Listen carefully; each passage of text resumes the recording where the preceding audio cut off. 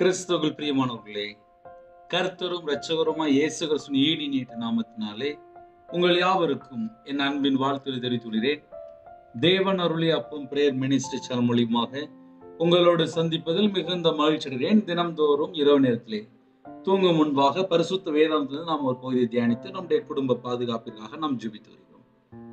நீதிமொழிகள் 28ஆம் அதிகாரம் 9ஆம் வசனத்திலே, துன்மார்க்கருக்கு கர்த்தர் தூரமாயிருக்கிறார், நீதிமான்களின் ஜெபத்தையோ கேட்கிறார். ஹல்லேலூயா. கிறிஸ்துவில் பிரியமானவர்களே, இந்த இரவு நேரத்திலே நாம் எப்படி யோசித்து பார்க்கணும் அப்படின்னா, எந்த அளவுக்கு நம்ம கர்த்தருக்கு பிரியமாக வாழ்கிறோம். ஏன்னா இந்த கடைசி காலத்துல கர்த்தரை விட்டு தள்ளி போறதுக்கு 1000 காரியம் இந்த உலகத்துக்குள்ள இருக்கு. நீதிமொழிகள் 15ஆம் அதிகாரம் 8ஆம் வசனத்திலே, துன்மார்க்கனுடைய பலி கர்த்தருக்கு அருள்பானது, செம்மையானவர்களின் ஜெபமோ அவருக்கு பிரியம் என்று எழுதப்பட்டிருக்கு. ஒரு மனுஷன் உண்மையாய் வாழ்ந்து ஜெபித்தால் கர்த்தர் கண்டிப்பாக அங்கீகரிப்பார். இன்னைக்கு ஒரு குடும்பத்துல என்ன இல்லை அப்படின்னு சொல்லி பார்க்கும்போது உண்மையை மட்டும்தான் பார்க்க முடியல. நிறைய குடும்பத்துல என்ன பிரச்சனை, ஏன் என் ஜெபத்துக்கு தடை? இரவு நேரத்துல தூங்கும் முன்பாக இன்னைக்குள்ள வேத தியானம் என்ன தெரியுமா? துன்மார்க்கருக்கு கர்த்தர் தூரமா இருக்கிறார். ஒரு குடும்பத்திலே கணவன் மனைவி இருக்கிறாங்க அப்படின்னா பேசி சிரிச்சு சந்தோஷமா இருந்தாதான் அந்த குடும்பத்துக்குள்ளே சமாதானம் சந்தோஷம்லாம் உள்ள இருக்கும். கணவர் வீட்டுக்கே வரல, பேசவே இல்லை, தண்ணி அடிச்சிட்டாரு, எங்கேயோ இருக்காரு, ஏதோ ஒரு பெண் தொடர்பு, இப்படிலாம் சில குடும்பத்துல இருக்கு. அந்த வீட்டுல எல்லாம் அந்த தாய்க்கு கண்ணீர் மட்டும்தான் இருக்கு. என் கணவர் எப்போ மனம் திரும்புவார், என் கணவர் எப்போ மனம் திரும்புவார். ஒரு குடும்பத்துக்குள்ள ஆசீர்வாதம் வேணும், சமாதானம் வேணும், விடுதலை வேணும் அப்படின்னா துன்மார்க்கமான காரியத்திலிருந்து மனம் திரும்ப வேண்டும்.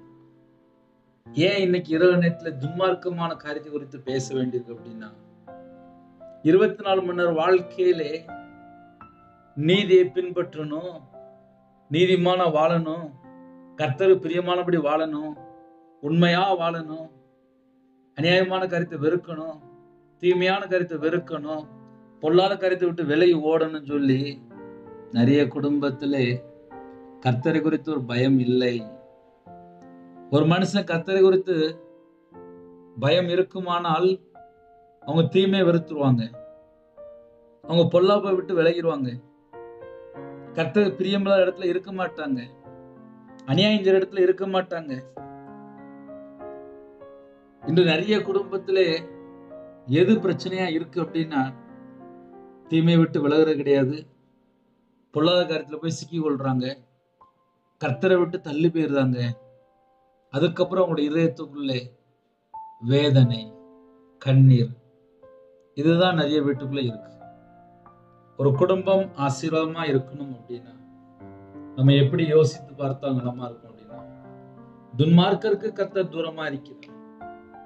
ஒரு மனுஷன் துன்மார்க்கனா வாழ்ந்துட்டு ஐயோ எனக்கு நிம்மதி இல்லை, எப்படி நிம்மதி இருக்கும்? துன்மார்க்கருடைய வாழ்க்கையிலே சமாதானம் இல்லை என்று வேதம் சொல்லியிருக்கு. ஒரு மனுஷன் துன்மார்க்கனா வாழ்ந்தாலும் ஆசீர்வாதம்லாம் இருக்காது. அதே நேரத்திலே கர்த்தருக்கு பிரியமானபடி வாழ்றதுக்கு அர்ப்பணிச்சா போதும். என்னுடைய பாவத்தை மன்னிங்கப்பா, நான் உமக்கு பிரியமில்லாமல் என்னுடைய காரியம் இருக்கோ அதெல்லாம் மன்னிச்சிருங்கப்பா, உங்க ரத்தத்தினால கழுவி சுத்திகரிங்க அப்படின்னு சொல்லி என்னுடைய சமூகத்திலே அர்ப்பணித்து தாழ்த்தி இரவு நேரத்தில் ஜெபிக்கும் போது, தம்முடைய ரத்தத்தினால கழுவி நம்மளை சுத்திகரிக்கும் போது நாம் நீதிமானா மாற்றப்படுகிறோம். நீதிமான்களின் ஜெபத்தையோ கேட்கிறார். நீதிமான்களின் ஜெபத்தையோ அப்படின்னா இயேசு கிறிஸ்து ரத்தத்தினால கழுவப்பட்டிருக்கணும், விசுவாசத்தினுடைய பிள்ளைகளா இருக்கணும், அதே நேரத்துல தீமையை விட்டு விலகி வாழ்ற பிள்ளைகளா இருக்கணும். ஏன்னா இந்த கடைசி காலத்துல எங்க பார்த்தாலும் அக்கிரமம், வீட்டுக்குள்ள உண்மையே இல்லை, வாழ்க்கையில உண்மை இல்லை, நிறைய குடும்பத்துல கர்த்தரை விட்டு தள்ளி போற காரியங்கள் நிறைய இருக்கு. இதெல்லாம் ஒரு குடும்பத்துக்குள்ள இருக்குமானால் வேதம் தெளிவா எழுதப்பட்டிருக்கு. ஒரு மனுஷன் துன்மார்க்கனா வாழ்ந்துட்டான் அப்படின்னா கர்த்தர் தூரமா இருக்கிறார். அதனால யாரெல்லாம் இணைந்திருக்கிறீங்களோ, நம்ம தேவனுக்கு பிரியமானபடி இருக்கிறோமா என்பது மாத்திரம் நம்மை நாம் ஆராய்ந்து பார்ப்போம். துன்மார்க்கனுடைய பலி கர்த்தருக்கு அருள்பானது. ஒரு மனுஷன் துன்மார்க்கனா வாழ்ந்துட்டான் அப்படின்னாலே அவங்க என்ன செஞ்சாலும் அது எல்லாமே கர்த்தருக்கு அருள்பானது. நான் துன்மார்க்கனா வாழ்ந்துட்டு கொண்டு போய் சர்ச்சில் 1 லட்ச ரூபா வச்சேன் அப்படின்னா தேவன் சொல்லிடுவாரு, முதல்ல மனம் திரும்பு, பரிசுத்தமா வாழ்றதுக்கு அர்ப்பணி, பாவ மன்னிப்பே பெற்றுக்கொள், அதுக்கப்புறம் சர்ச்சில் காணிக்கவே. இன்னைக்கு நிறைய குடும்பத்துல இருதயத்துக்குள்ள ஒரு மாற்றம் இல்லை. இருதயத்துக்குள்ள மாற்றம் இல்லாமல் எத்தனையோ குடும்பத்துல இருக்கிறாங்க. இந்த இரவனத்திலே தேவனுடைய சமூகத்திலே நம்மை நாம் ஆராய்ந்து பார்ப்போம். எல்லா குடும்பத்தையும் தேவன் ஆசீர்வதிக்கிறார். எப்படி வாழ்ந்தால் ஆசீர்வதிப்பார். செம்மையானவர்கள், ஒரு மனுஷன் செம்மையான வாழ்க்கையா இருந்துச்சு அப்படின்னா கண்டிப்பா ஆசீர்வாதம். உண்மையா வாழ்ந்தால் ஆசீர்வாதம். உண்மையா வாழ்கிற ஜனங்களை பரிபூர்ணமா ஆசீர்வதிக்கிறார். அப்ப நம்ம வாழ்க்கையிலே பரிபூர்ணமான ஆசீர்வாதங்களை பெற்றுக்கொள்வோம். நீதிமான் சிரசின் மேலே ஆசீர்வாதம் தங்கியிருக்கும் என்று வேதம் சொல்கிறது. நம்முடைய சிரசின் மேலே, நம்முடைய தலையின் மேலே ஆசீர்வாதம் தங்கியிருக்கணும் அப்படின்னா அக்கிரமமான காரியமோ, பாவமான காரியமோ, தீமையான காரியமோ எதுவும் நமக்கு வேண்டாம். ஏன்னா வாழ்ற கொஞ்ச நாள் வாழ்க்கை தான், இயேசுக்காக வாழ்வோம். நம்ம எல்லாருமே பரலோகத்துக்கு போகணும். எல்லாருமே பரலோகத்துக்கு போகணும். பரலோகத்துக்கு போகணும் அப்படின்னா நம்மளோட வாழ்க்கையில தீமையான காரியமோ, தீமையான சிந்தனையோ, தீமையான எதுவுமே இருக்கக்கூடாது. நீங்க நிறைய குடும்பத்துக்குள்ள என்ன இருக்கு அப்படின்னா இதயத்துல கசப்பு, வெறுப்பு, வைராக்கியம், கசப்பு இதுதான் உள்ள கிடக்கு. 10 வருஷம் ஆனாலும் கசப்பு போக மாட்டேங்குது. 10 வருஷம் ஆனாலும் வைராக்கியம் போக மாட்டேங்குது. 10 வருஷம் ஆனாலும் பகை அப்படியே இருக்கு. அந்த அளவுக்கு கடினமான இருதயமா இருக்கு. தேவன் இருதயத்தை பார்த்து தான் ஆசீர்வதிப்பார். தேவன் இருதயத்தை பார்க்கும்போது தேவையில்லாத காரியம் உள்ள இருக்கக்கூடாது. அதுக்குதான் மனம் திரும்பி பாவ மன்னிப்பை பெற்றுக்கொள்ள வேண்டும். மனம் திரும்பி அப்படின்னா என் இருதயத்துக்குள்ள என்னென்ன தேவையில்லாத காரியம் இருக்கோ, துன்மார்க்கமான காரியம் இருக்கோ அதெல்லாம் மன்னிச்சிருங்கப்பா. என் இருதயத்துல இப்படிப்பட்ட ஒரு காரியம் இருக்கு, அதை எடுத்து போட்டுருங்க, என்னை மன்னிச்சிருங்க, நான் மனம் திரும்பி வாழ சொல்லி ஆசைப்படுறேன்.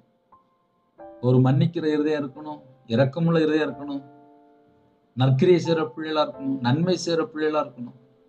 அப்ப நம்ம வாழ்க்கை இயேசு கிறிஸ்துவோட இணைக்கப்பட்ட ஒரு வாழ்க்கையா இருக்கணும். கண்டிப்பா தேவன் ஆசீர்வதிப்பார். இரவனத்துல ஜெபிப்போமா? கண்களை மூடி நாம் ஜெபம் செய்வோம். அன்பின் கர்த்தாவே நன்றி எடுத்துக்கிறோம், சொல்லிடும்ப்பா. இந்த நாள் முழுது பாதத்தை கிருபைக்கா நன்றி. இரவனத்துல கர்த்தருடைய கரத்தில் அர்ப்பணிக்கணும்.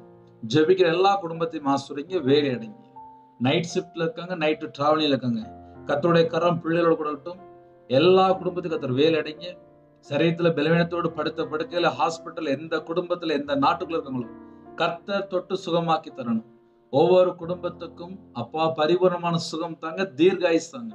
உங்களுடைய தலைமுறை கரத்தினால சுகம் மாநில வேதம்படி எல்லா குடும்பத்துக்கும் பூரண சுகம், பூரண விடுதலை, பூரண ஆரோக்கியம் தாங்க. ஜெபிக்கிற குடும்பத்தை ஆசீர்வதிங்க.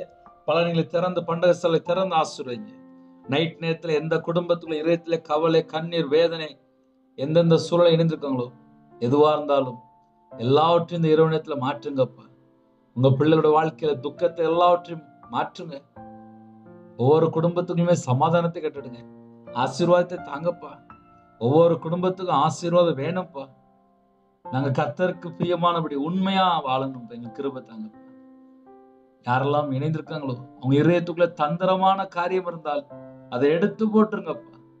கசப்பான காரியம் தான் எடுத்து போட்டுருங்கப்பா. உமக்கு பிரியமானபடி பரிசுத்தமா வாழ்றதுக்கு, நீதியை பின்பற்ற, நன்மை செய்யற பிள்ளைகளா மாறணும். எங்களுக்கு அந்த கிருபை தாங்க. எங்க வாழ்க்கை கர்த்தருக்காக மட்டும்தான் இருக்கணும்ப்பா. எந்த ஒரு மனுஷன் மேல நம்பிக்கை வச்சோ அப்படி எதுவுமே இருக்கக்கூடாது. என்னோட நம்பிக்கை கர்த்தரா இயேசு கிறிஸ்துவா இருக்கணும். இந்த இரவு நேரத்துல ஜெபிக்கிற குடும்பத்தை ஆசீர்வதிங்க. கற்பத்துணிக்கா ஜெபிக்கிறாங்க, கர்த்தர் மனம் இருங்க. மாசமா இருக்காங்க, கர்த்தர் ஆசீர்வதிங்க. பலன்களை திறந்து, பண்டக சாலை திறந்து ஆசீர்வதிங்க. இரவு நேரத்துல யாரெல்லாம் இணைந்திருக்காங்களோ அவங்களோட வாழ்க்கை முழுவதும் அப்பா கர்த்தர் ஆளுகை செய்யணும்ப்பா. எல்லா குடும்பத்துமே கர்த்தர் ஆளுகை செய்யணும். உம்முடைய கரத்துல அர்ப்பணிக்கிறோம். கற்பத்துணிக்கா ஜெபிக்கிறாங்கப்பா, கர்த்தர் மனம் இருங்க, ஆசீர்வதிங்க. மாசமா இருக்க கர்த்தர் ஆசீர்வதிங்க. டெலிவரி போறாங்க, பரம வைத்தியர் கூட இருங்க. திருமணத்துக்கு யாரெல்லாம் ஆயத்தமா இருக்கணும், ஏற்ற துணை தங்க. வாலிப வயசு சிருஷ்டிகிற நினை என்று வேதம் சொல்லுது. எல்லா குடும்பத்தையும் கர்த்தர் வேலை அடைங்க. எல்லா குடும்பத்துக்கும் கர்த்தர் ஆசீர்வதிங்க. ஜெபிக்கிற குடும்பம் இயேசு கிறிஸ்துவின் ரத்தத்தினாலே, இயேசு கிறிஸ்து நாமத்தினால் ஆசீர்வதிக்கப்படட்டும்.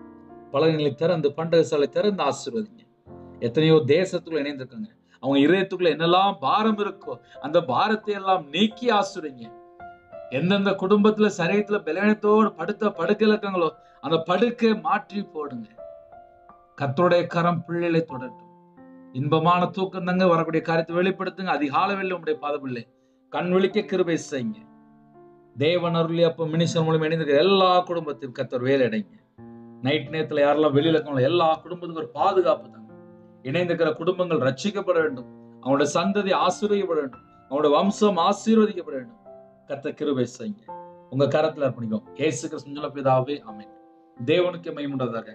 கர்த்தர் தாமே உங்களை உங்கள் குடும்பத்தின் சகல காரியத்திலும் சம்பூர்ணமாக திருப்தியாக கர்த்தர் கூட ஆசீர்வதிப்பாராக. ஆமென். கர்த்தராகிய இயேசு கிறிஸ்துவின் கிருபையும் பிதாவாகிய அன்பும் பரிசுத்தருடைய ஐக்கியமும் இப்பொழுதும் எப்பொழுதும் சதா காலங்களில் நம் அனைவருக்கும் இருப்பதாக. ஆமென். God bless you. Thanks for watching. Please subscribe our channel. Click the like and share. Click the bell. God bless you.